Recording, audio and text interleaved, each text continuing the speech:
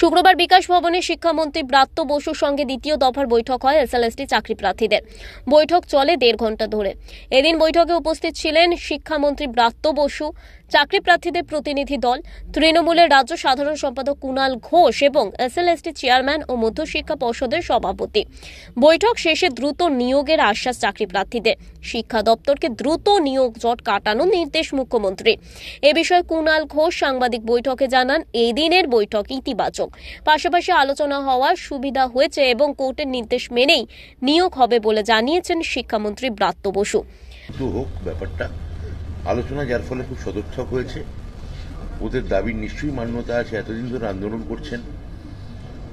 কুণাল ঘোষ উদ্যোগ নিয়েছেন, কিন্তু ফাইনালি চাকরি দেবে তো স্কুল সার্ভিস কমিশন। চেয়ারম্যানও আজকে ছিলেন, ফলে আমার কাজটা অনেকটা এদের মাঝখানে একটা কোঅর্ডিনেটরের মতো, সংযোজকের মতো। মুখ্যমন্ত্রী চাইছেন এরা তাদের একটা ন্যায্যতা আছে, আন্দোলনকারীদের পার্টি থেকে বা রাজনৈতিক দল থেকে একটা উদ্যোগ নেওয়া হয়েছে এবং ফাইনালি স্কুল সার্ভিস কমিশন নিয়োগপত্র দেবে।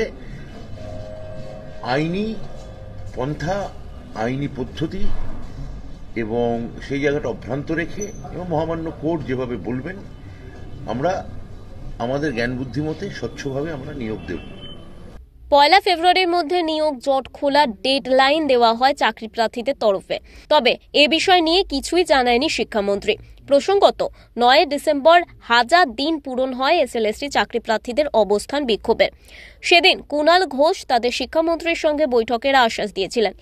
পরবর্তীতে কুণাল ঘোষের মধ্যস্থতায় 11 ডিসেম্বর শিক্ষামন্ত্রীর সঙ্গে চাকরি প্রার্থীদের প্রথম দফার বৈঠক হয়। যদিও সেদিনের বৈঠকে চাকরি প্রার্থীদের আশ্বাস দেওয়া হয় আইনি জটিলতা কাটিয়ে। তবে নিয়োগ না হওয়া পর্যন্ত চাকরি প্রার্থীরা তাদের অবস্থানে অনড় থাকার হুঁশিয়ারি দেন।